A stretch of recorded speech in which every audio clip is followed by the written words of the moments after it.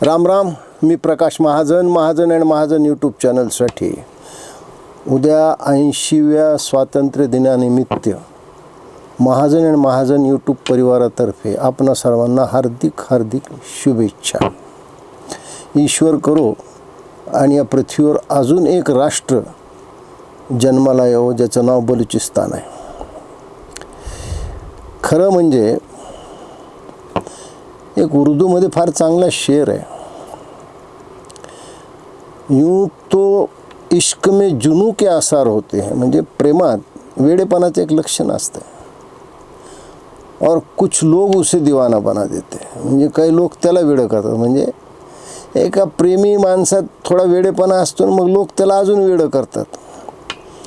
ही जर थोडं उर्दू शायरी आपण थोडी जर फिरवली कि नेताओं में कुछ जुनू के आसार होते हैं, कुछ टालियों की गूंज उन्हें दीवाना बना देती है.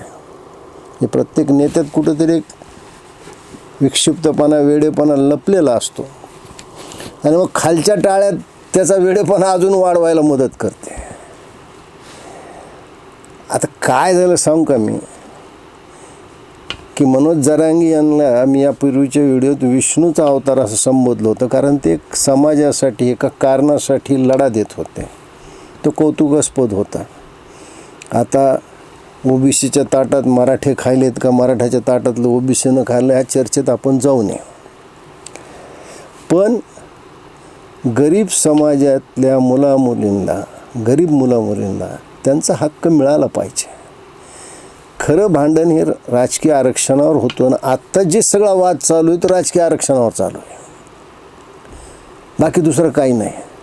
पण चला ठीक आहे, पण मनोज जरांगेचं वागणं काय आहे? अहो तुम्ही एवढ्या मोठ्या समाजाचं प्रतिनिधित्व करता.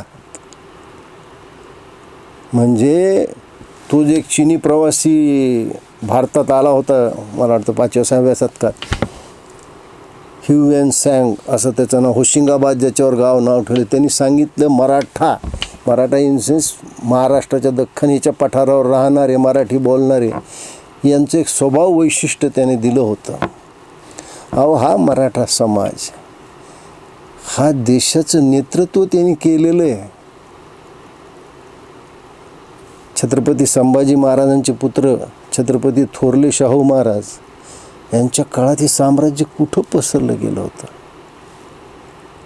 जो समाज महाराष्ट्राचं देशाचं नेतृत्व करतो आणि आज त्या समाजाचं नेतृत्व जरांगे आपण करतायत. आपल्या तोंडची भाषा ही धमकीची, ही भाषा आरेरावीची आहे. या सगळ्या भाषेनं कित्येक अधिकारी भयभीत झालेले आहेत. प्रत्येक मंत्री आपली लाज वाचवण्याचा प्रयत्न करतोय. आपण जे बावनकुळेवर व्यक्तिगत टिप्पणी केली ना, देवेंद्र फडणवीसवर जी व्यक्तिगत टिप्पणी केली ना, एकनाथजी शिंदेवर वैयक्तिक टिप्पणी केली ना, हे तुमच्या समाजातल्या फार लोकांना सुद्धा आवडलं नाही. एक गोष्ट सांगतो जरांगे पाटील तुम्हाला मी. एकदा बिरबलाला अकबराने विचारलं की जगातलं सुंदर मूल कोणतं, आणि त्यांनी एक स्पर्धा ठेवली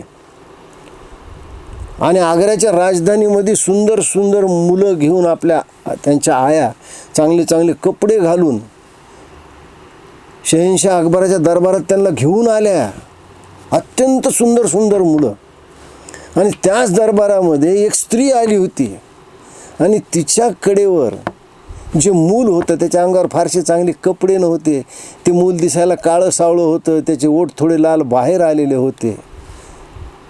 अकबराला आश्चर्य वाटलं आणि अकबराने बिरबलाला विचारलं, हे मूल सुंदर आहे? आणि बिरबलाने अकबराला एक क्षणभर थांबा म्हणून सांगितलं आणि त्या आईला जवळ बोलावलं आणि आईला विचारलं की हे बाई, जगातलं सुंदर मूल कोणचं आहे? आता एवढी सुंदर मुलं इथं आहेत.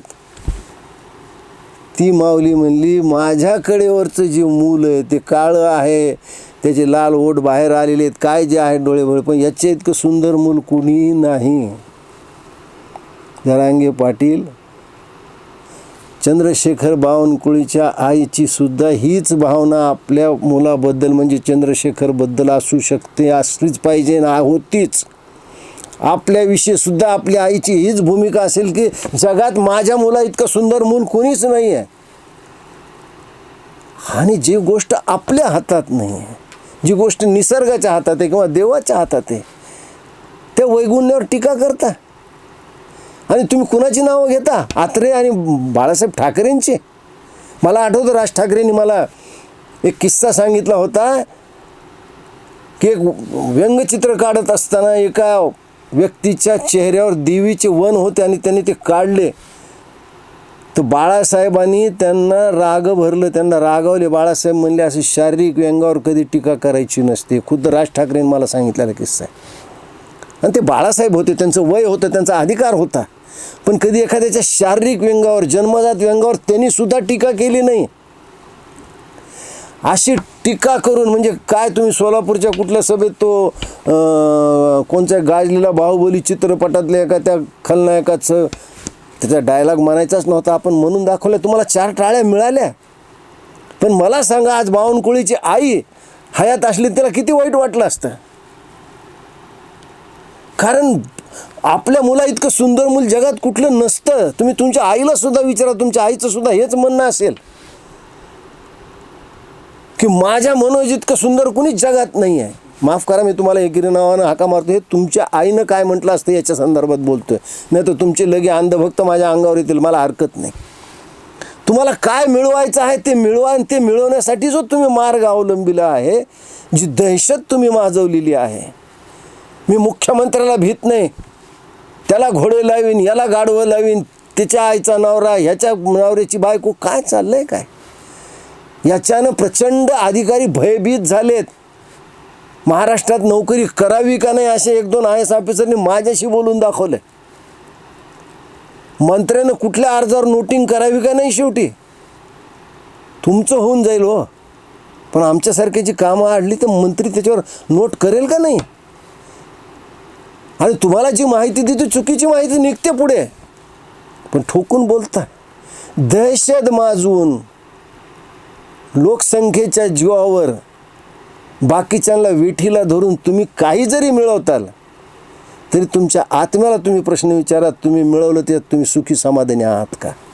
जी गोष्ट आनंदाने मिळवली जाते ती दीर्घकाळ टिकते. जी जबरदस्तीनं, जी बलात्कारातून मिळवली जाते, बलात्कार इन सेन्स मी शारीरिक बलात्कार नाही म्हणत, बाकीचे सुद्धा बलात्कार असतात, शारीरिकच असतो असं ना. याच्यातून जी गोष्टी मिळवली त्याचा काय आनंद राहतो. आणि तुमच्या गोष्टीचं काल प्रसारमाध्यमावर तुमचे समर्थक समर्थन करताय. हीच उलटी वेळ झाली कधी, आणि लोक अशी टीका तुमच्यावर करू लागले तर तुम्हाला किती वाईट वाटेल. जरांगे पाटील आमच्यासारखे तुमच्यात एक देवाचा अवतार पाहतात, कारण तुम्ही समाजाच्या उद्धारासाठी स्वतःला झोकून दिले. स्वतःवर संयम ठेवा. संयमासारखं दुसरं शस्त्र नाही आहे. तुम्हाला जे मिळवायचं आहे ते संयमाने मिळवलं तर चिरकाल टिकेल.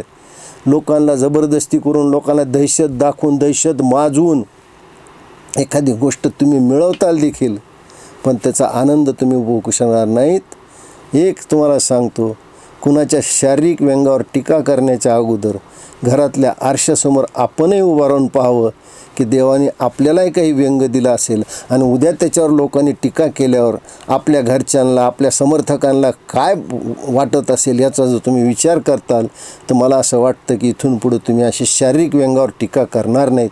आणि तुम्हाला मी विनंतीच करू शकतो, बाकी टाळ्याचा कडकडाट तुमचा उन्माद वाढवतो आणि त्याच्यातून तुम्ही काही बोलून जातात, पण टाळ्या ह्या हवेत विरून जातात, पण बोललेले शब्द आयुष्यभर कानात घुमत राहतात. एवढंच मी या प्रसंगी सांगतो. धन्यवाद.